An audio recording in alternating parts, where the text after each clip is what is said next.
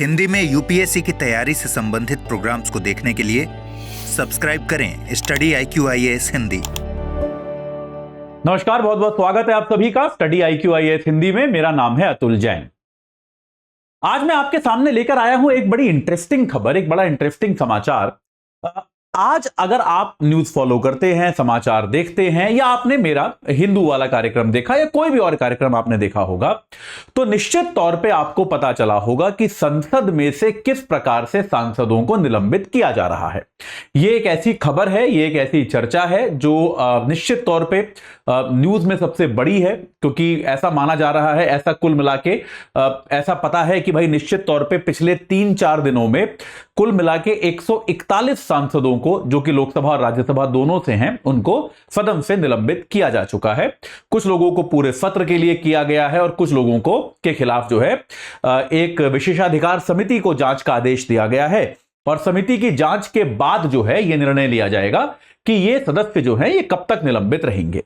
तो खैर, ये खबर जो है आपको मैं समाचारों के तहत पढ़ा रहा हूं, तो इस पे हम चर्चा नहीं करेंगे, पर आज हम चर्चा करेंगे उस घटना पे जब से ये पूरी निलंबन की प्रक्रिया भारत की संसद में शुरू हुई थी। क्या आप जानते हैं कि भारत की संसद से निलंबित होने वाला पहला सदस्य कौन था? एक बार आज हम उसकी चर्चा करेंगे, ठीक है। तो आज मैं आपको बताऊंगा भारत की संसद का वो ऐतिहासिक घटनाक्रम जिसमें सबसे पहली बार किसी व्यक्ति को निलंबित किया गया था, और किसको और किस प्रकार से उनको मतलब कौन थे वो सदस्य और उनको जिनको निलंबित किया गया, क्या उन्होंने जीवन में किया, किस तरह के वो नेता थे, और आगे जाके उन्होंने और क्या उपलब्धियां हासिल की। तो भारत की संसद से जो पहला निलंबन हुआ, वो हैरानी की बात है कि वो राज्यसभा से हुआ। हैरानी की बात मैं आपको इसलिए बता रहा हूं क्योंकि आमतौर पे अगर आप संवैधानिक व्यवस्था भी देखेंगे तो लोकसभा एक ऐसा सदन माना जाता है जहां पर राजनीति होती है, गहमा गहमी होती है, इस प्रकार की चर्चाएं जो है वो लोकसभा में होती है, आरोप प्रत्यारोप होते हैं, क्योंकि सरकार को वहां बहुमत बना के रखना होता है और वो सीधे सीधे जनता से चुन के आए हुए लोग होते हैं। राज्यसभा वही दूसरी ओर, उसकी जो संकल्पना है संविधान के तहत वो ऐसी है जैसे अमेरिका में सीनेट की है, या फिर हाउस ऑफ एल्डर्स इसे कहा जाता है, कि थोड़े वरिष्ठ लोग, थोड़े ज्ञानी लोग, थोड़े सम्मानित लोग जो हैं उनको देश चलाने की प्रक्रिया में सहयोग करने को मिले, इसलिए राज्यसभा बनाई गई है। और आमतौर पे संवैधानिक व्यवस्था जो मानी जाती है उसमें यह कहा जाता है कि राज्यसभा जो है वो लोकसभा की जो रोजमर्रा की हड़बड़ी है उससे दूर मुद्दों पर एक शांतिपूर्ण और ज्यादा विस्तृत, ज्यादा गहन चर्चा करती है। और यह बात सच भी है, अगर आज भी सच है। अगर आप लोकसभा की डिबेट सुने और राज्यसभा की डिबेट सुने तो आपको दोनों में फर्क नजर आएगा, आज भी नजर आएगा कि लोकसभा की डिबेट जहां बहुत ज्यादा राजनीति से भरपूर होती है, व्यंग्यात्मक होती है, पार्टियां एक दूसरे की पर टिप्पणियां करती हैं, कई बार व्यक्तिगत टिप्पणियां भी करते हैं लोग, वहीं राज्यसभा में आमतौर पर आपको ऐसा आचरण नहीं मिलेगा। राज्यसभा में मुद्दे पर आधारित चर्चा होती है। तो इसीलिए क्या है कि राज्यसभा से पहला एक इस प्रकार का निलंबन जो है वो किया गया, और वो किया गया था 3 सितंबर 1962 को। राज्यसभा के एक सदस्य थे जिनको निलंबित किया गया, और इनका नाम था गोडे मुराहारी।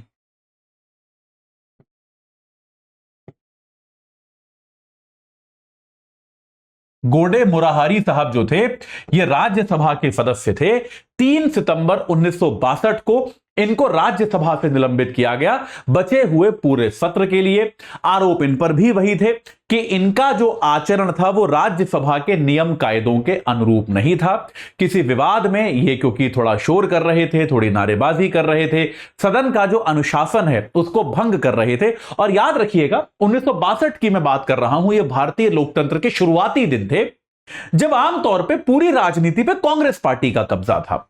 तो और राजनीति जो होती थी बड़ी संयत होती थी, बहुत ही संयमित भाषा में बातचीत की जाती थी, और किसी भी प्रकार की नारेबाजी, किसी भी प्रकार का जो एक व्यवधान डालना सदन में, उसको ठीक नहीं माना जाता था।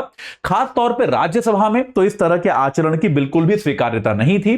तो गोडे मुराहारी साहब ने सदन की कार्यवाही में व्यवधान डालने की कोशिश करी थी, और उसके लिए उनको पहली बार उनको यह डिस्टिंक्शन मिला कि वो भारत के पहले ऐसे सांसद बने जिनको सदन से एक सत्र के लिए, उस पूरे सत्र के लिए निलंबित कर दिया गया।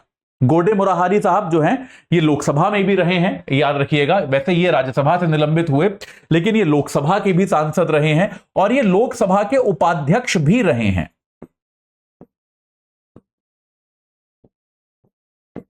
ये लोकसभा के उपाध्यक्ष भी रहे हैं और राज्यसभा में भी अगर आप देखेंगे, इसके अलावा ये राज्यसभा में भी 3 टर्म इन्होंने सर्व किए हैं, यानी कि 1962 से लेकर 1978 तक 3 टर्म, यानी कि 18 वर्ष हो जाएंगे करीब करीब। 1962 से 68, 68 से 74 और 74 से 77। हाँ, 1962 से 1977 तक इन्होंने ये राज्यसभा में भी ये रहे हैं। लगातार 3 बार ये सदस्य बने और 15 साल तक ये राज्यसभा के सदस्य रहे और राज्यसभा के भी ये मतलब ये जो है इनको अलग अलग पदों से नवाजा गया, बड़े बड़े नेता रहे ये।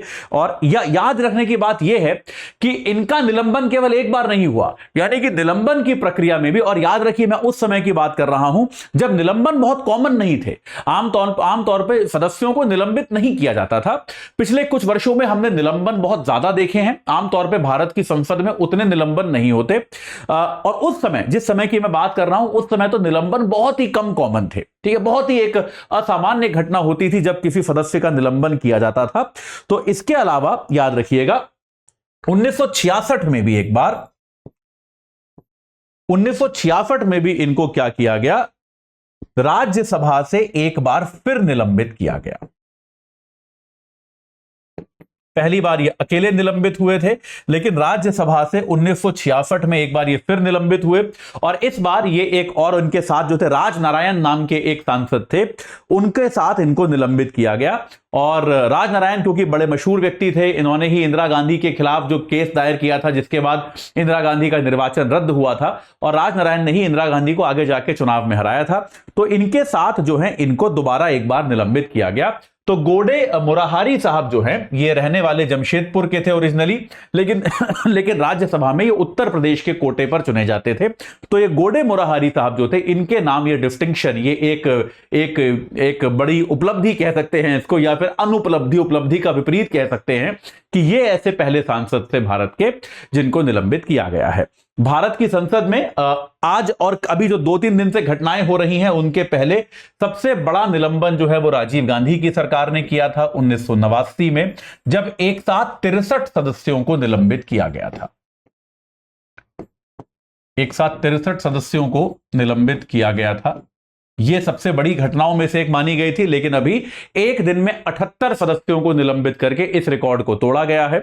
याद रखिए, सदन से निलंबन कोई बहुत अच्छी बात नहीं है, कोई बहुत सुखद बात नहीं है और संसद को चलाना सत्ता पक्ष और विपक्ष दोनों की एक साझी जिम्मेदारी है। इस बात को याद रखिए, संसद जो है वो उसकी बैठकें ठीक से हो, वहां पर ठीक से चर्चा हो, उसमें हम सबका फायदा है, देशवासियों का फायदा उसी में है कि संसद की बैठकों में पर्याप्त मात्रा में चर्चा हो और वहां की कार्रवाई में किसी प्रकार का व्यवधान ना आने पाए। ठीक है, तो देखते हैं आगे जाकर इस पूरी प्रक्रिया में क्या बदलाव होते हैं, ये हम देखेंगे आने वाले समय में। लेकिन जाने के पहले मैं आपको जल्दी से बता दूं कि भाई हमारे P2I बैच से जुड़ने की लास्ट डेट है 20 तारीख। तो अगर आप अब तक हमारे P2I बैच से जुड़े नहीं हैं, जो कि शाम का बैच है और आपको प्रीलिम्स से इंटरव्यू की पूरी तैयारी कराएगा, तो याद रखिए 14 को शुरू हुआ था, इंट्रो क्लासेस चल रही थी इसमें अब तक, और 20 तारीख यानी कि 20 दिसंबर जो है वो इससे जुड़ने की लास्ट डेट है। एजे लाइव कोड लगा के आप 24,999 रुपए में इससे अभी तुरंत जुड़ सकते हैं। यह आपको याद रखना है। अगर आप इससे जुड़ना चाहते हैं तो तुरंत जुड़ जाइए। इसकी सुविधाएं जो हैं उनकी जानकारी आप सबको मैं समय समय पर देता रहता हूं। इसके अलावा अगर आप राज्य स्तर की परीक्षाओं की तैयारी कर रहे हैं और इन 8 राज्यों में से कोई भी आपका टारगेट है, उत्तर प्रदेश, बिहार, उड़ीसा, पंजाब, हरियाणा, जम्मू कश्मीर, मध्य प्रदेश, असम, तो फिर आप हमारे संपूर्ण बैच से जुड़ सकते हैं, जो कि प्री प्लस मेंस का बैच है। एजे लाइव कोड लगा के आप उनसे भी 13,999 रुपए में जुड़ सकते हैं। आप इस बैच को भी 13,999 में ले सकते हैं।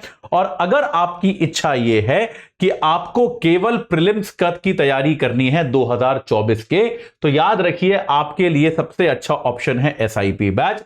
एसआईपी बैच केवल 2024 के प्री के लिए है। एजे लाइव कोड लगा के आप मात्र 7,500 रुपए में उससे जुड़ सकते हैं। एक बार आपकी तैयारी, एक रिवीजन पूरा ये बैच आपको कराएगा।